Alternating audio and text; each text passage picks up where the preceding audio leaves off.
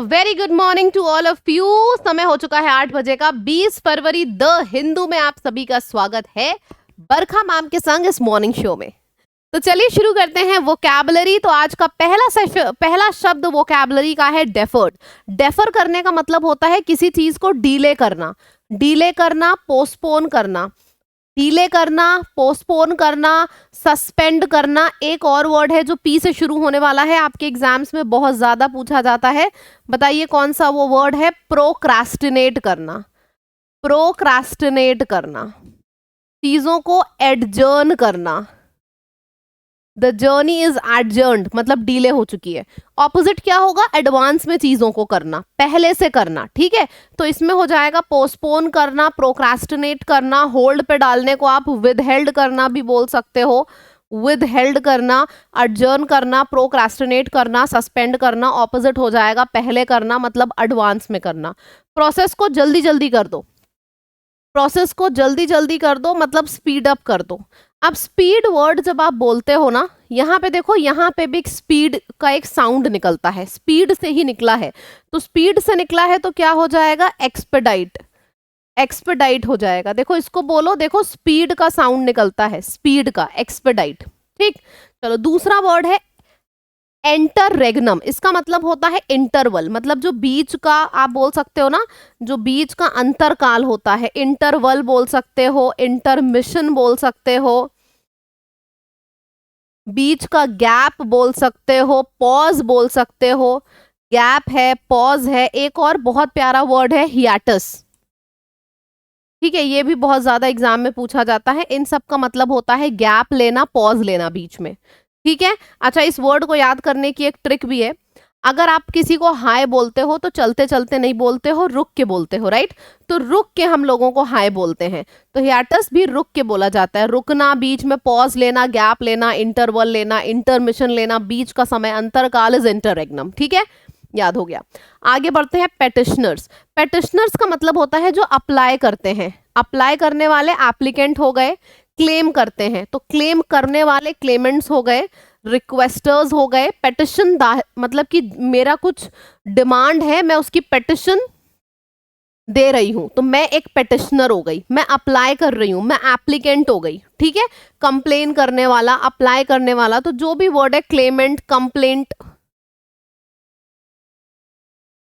Complainant हो गया, request, applicant, ये सारे वर्ड्स हो गए। ठीक है, ऑपोजिट हो जाएगा, एक ने अप्लाई किया, दूसरा बंदा उसके ऑपोजिट जा रहा है, तो ओपोनेंट हो गया। अप्लाई करने का ऑपोजिट हो गया रिजेक्ट करना, तो रिजेक्टर हो गया। डिनाई करने से बना है डिनायर हो गया। ये सारे वर्ड्स हो गए। नेक्स्ट वर्ड है इंसुलेटेड। इंसुलेटेड का मतलब होता है प्रोटेक्टेड फ्रॉम एक्सटर्नल इन्फ्लुएंस, मतलब इम्यूनिटी इतना ज्यादा हाई है कि बाहर का कोई भी इन्फ्लुएंस उसकी बॉडी पे उखाड़ भी नहीं पा रहा है कुछ, तो इंसुलेटेड है उसकी बॉडी। सुरक्षित है, शील्डेड है, प्रोटेक्टेड है, शील्डेड, प्रोटेक्टेड, मतलब कि बाहर की कोई भी चीज उसको हार्म नहीं कर पा रही है। ऑपोजिट हो जाएगा एक्सपोज्ड। समझो, एक बार इंसुलेटेड है, मैंने इंसुलेशन में रखा है, मतलब संभाल के, प्रोटेक्शन में रखा है, शील्ड में रखा है, कवर में रखा है। ऑपोजिट हो जाएगा वल्नरेबल, अनप्रोटेक्टेड, अनसेफ, एक्सपोज्ड। बोला जाता है ना एक्सपोज्ड टू सनलाइट, मतलब सनलाइट में इसको खुला छोड़ दिया गया है। आइसोलेटेड, संभाल के, ढक के, कवर करके रखा गया है, तो ये डिफरेंस होता है। नेक्स्ट वर्ड है वेस्टेड। वेस्टेड का मतलब होता है जब आप किसी चीज की गारंटी देते हो। Guaranteed, secured, entitled, verified, validated. Authority से बना है तो अथॉरिटेटिव हो सकता है। ये सारे वर्ड आ जाएंगे, गारंटेड से रिलेटेड है। ऑपोजिट हो जाएगा something that is not guaranteed, मतलब मैंने बोला ये पॉलिसी गारंटी तुम्हें इतने पैसे देगी। ऑपोजिट हो जाएगा अनसर्टेन, अनप्रोटेक्टेड, अनप्रोटेक्टेड, रिवोकेबल। तो ये सारा क्या हो जाएगा? ऊपर वाले का ऑपोजिट हो जाएगा।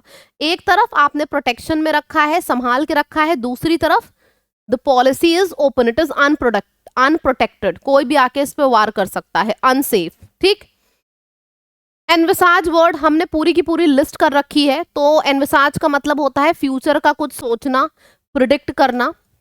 मैंने एनविसाज वर्ड बना कैसे है? विजन, विजन मतलब फ्यूचर के बारे में आपने कुछ सोच रखा है, क्या क्या होगा बताओ। देखो अज्यूम हो गया, मेरे साथ लिखो, देखते हैं पहले कौन लिखता है। अज्यूम हो गया, एंटिसिपेट हो गया, असेस हो गया, असेस हो गया, एंटिसिपेट हो गया, हेराल्ड, हार्बिंजर,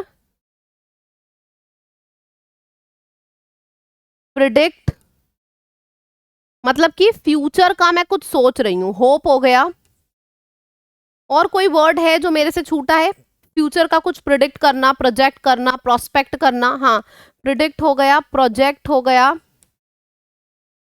प्रोस्पेक्ट हो गया, प्रोग्नोसिस हो गया, फोरटेल हो गया। और ऐसा कोई वर्ड है जो इस लिस्ट से गया है? फ्यूचर का आप कुछ एक्सपेक्ट कर रहे हो, एक्सपेक्ट करना, इवैल्यूएट करना, एस्टिमेट करना। तो ये पूरी की पूरी लिस्ट है जिसमें आप फ्यूचर का कुछ सोचते हो, फ्यूचर का कुछ इमेजिन करते हो, फ्यूचर का कुछ प्रिडिक्ट करते हो। राइट, क्लियर है? पी वाले सारे वर्ड हो गए, predict, project, prospect, prognosis, prophecies, prophecy. Prophecy is also a very nice word. ठीक है, ये भी आपके एग्जाम में बहुत ज्यादा पूछा जाता है, बिल्कुल सही है। ठीक है, नेक्स्ट इसका ऑपोजिट हो जाएगा निग्लेक्ट करना, इग्नोर करना। एग्जोडस वर्ड, एग्जोडस का मतलब होता है जब एक बहुत बड़ी मात्रा में लोग बाहर की तरफ जाते हैं, मतलब बाहर की तरफ जाने को एग्जोडस बोलेंगे, एग्जिट लेना। इवैक्यूएट, डिपार्चर हो गया। तो अगर हम बात करते हैं एग्जोडस की, तो एग्जोडस से रिलेटेड वर्ड बताइए। एग्जोडस, इजेक्ट हो गया, बाहर निकलने को बोलेंगे एग्जोड, इजेक्ट, एग्जाइल, एग्जोडस, एक्सपैट्रिएट। ई वाले सारे वर्ड्स लाइन से लिखना सबसे पहले, ठीक है, जैसे मैं कर रही हूं। एक्सट्रूशन, ठीक है, eject, exile, exile, exodus, expatriate, extrusion, evacuate. इन सब का मतलब होता है बाहर के डायरेक्शन में चीजों को लेके जाना। ठीक है, मतलब बाहर की तरफ, जैसे इंजेक्ट का मतलब होता है अंदर डालना, तो इंजेक्ट हो गया, इनफ्लक्स हो गया।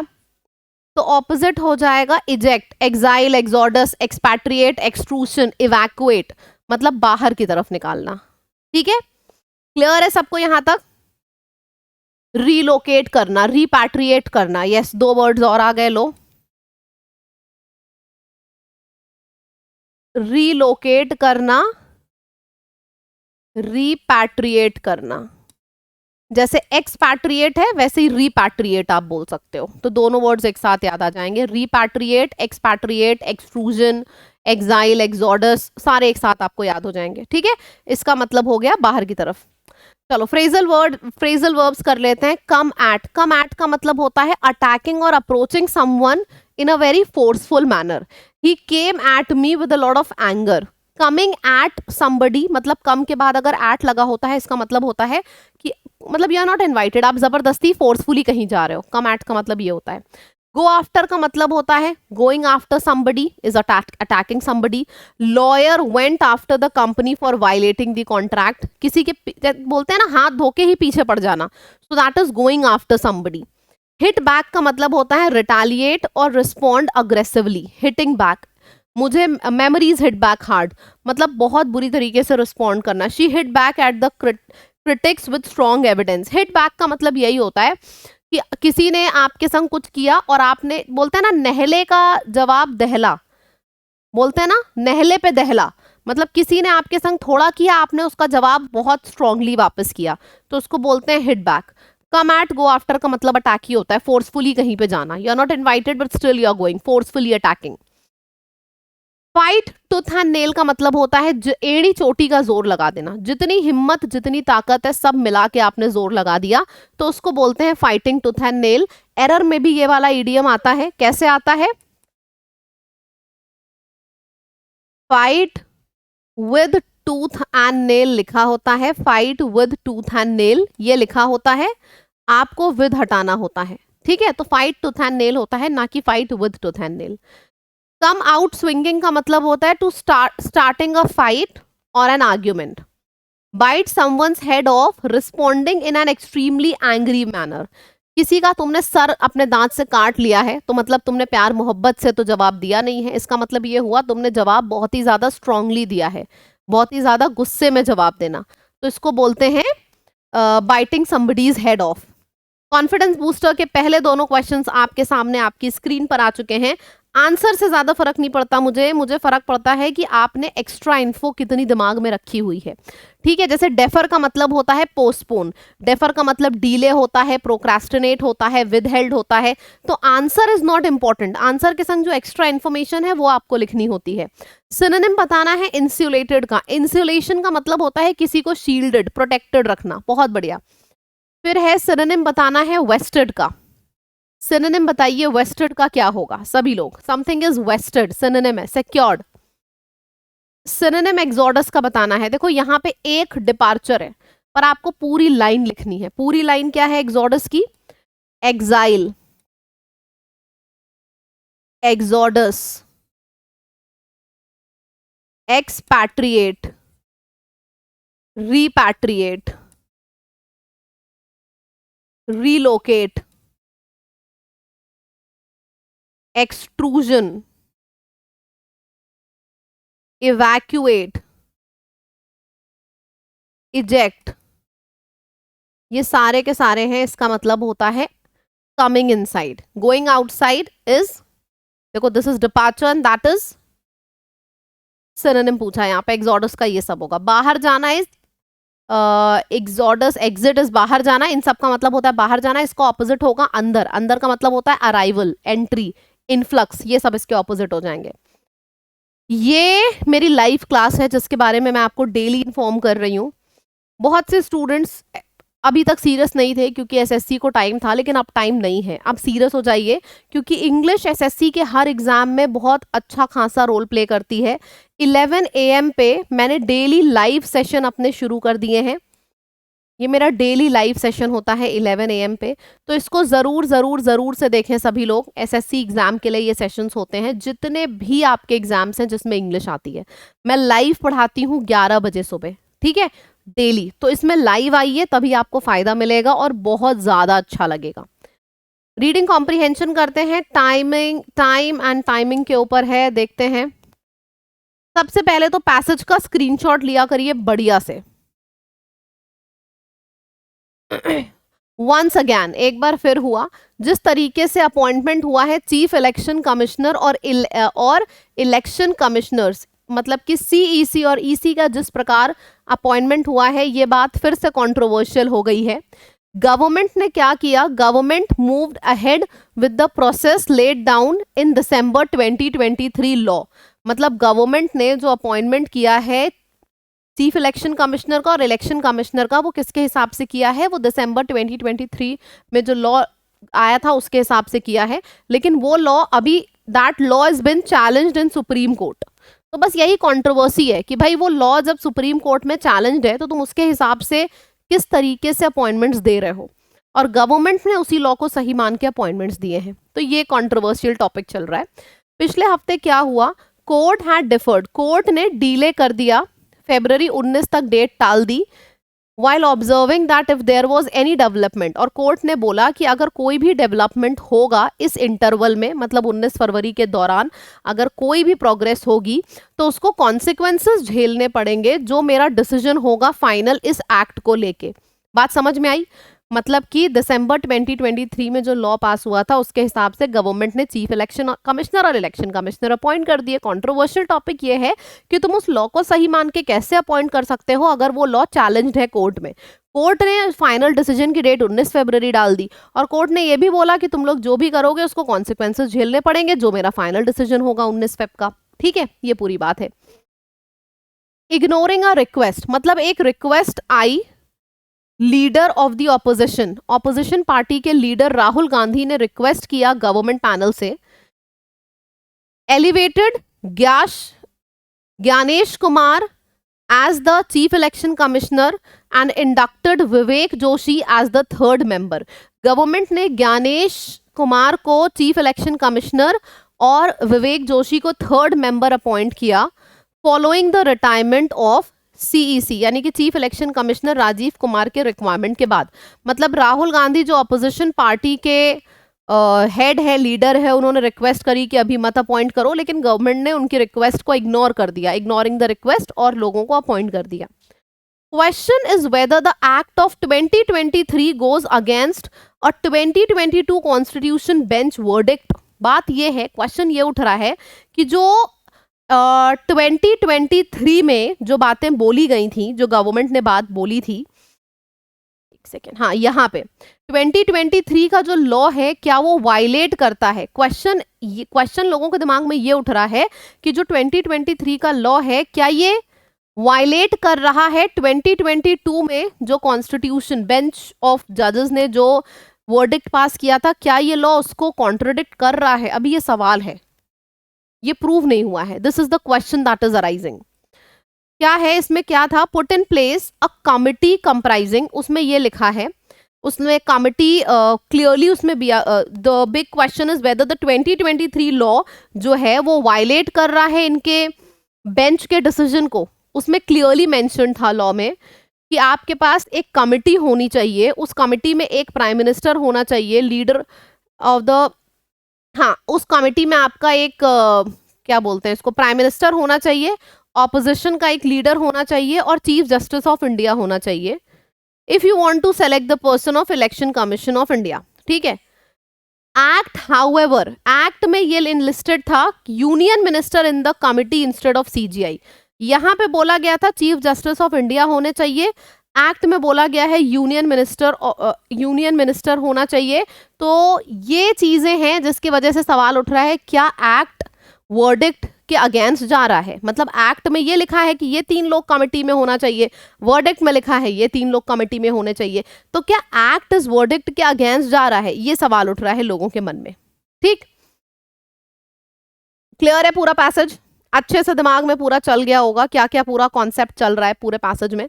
अब इस सवाल को करेंगे। क्वेश्चन नंबर 1 आपके सामने आ जाता है, what is the primary controversy regarding the appointment of chief election commissioner and election commissioner. जो मेन कंट्रोवर्सी है वो क्या चल रही है, the government followed, supreme court has refused, बिल्कुल भी नहीं, डेट टाली है, रिफ्यूज नहीं किया है। Appointments were made without following any legal process, नहीं, legal process was followed according to act बने हैं। द गवर्नमेंट फॉलो, हाँ 2023 एक्ट के हिसाब से बने हैं। ये लॉ चैलेंज्ड है सुप्रीम कोर्ट में, लेकिन इसके हिसाब से बना है, ऐसा नहीं बोला जा सकता कि किसी नियम के हिसाब से नहीं बना है, 2023 लॉ के हिसाब से अपॉइंटमेंट हुआ है। नेक्स्ट क्वेश्चन आपके सामने है, इसमें बताइए क्या होगा, सभी लोग, इसमें क्या होगा आपके क्वेश्चन में, how does 2023 law differ from 2022 constitution bench verdict. 2023 का जो लॉ है वो किस तरीके से 2022 कॉन्स्टिट्यूशन बेंच के वर्डिक्ट के से अलग है ना। चीफ जस्टिस ऑफ इंडिया को यूनियन मिनिस्टर से रिप्लेस किया गया, रट गया होगा अब तो आपको। लॉ के हिसाब से ये 3 होने चाहिए, लेकिन इनके हिसाब से क्या था, चीफ जस्टिस ऑफ इंडिया को यूनियन मिनिस्टर से रिप्लेस कर दिया गया था 3 लोगों की कमिटी में। तो यही चीज डिफरेंट है जो कि चैलेंज्ड है कोर्ट में। So B is the correct answer.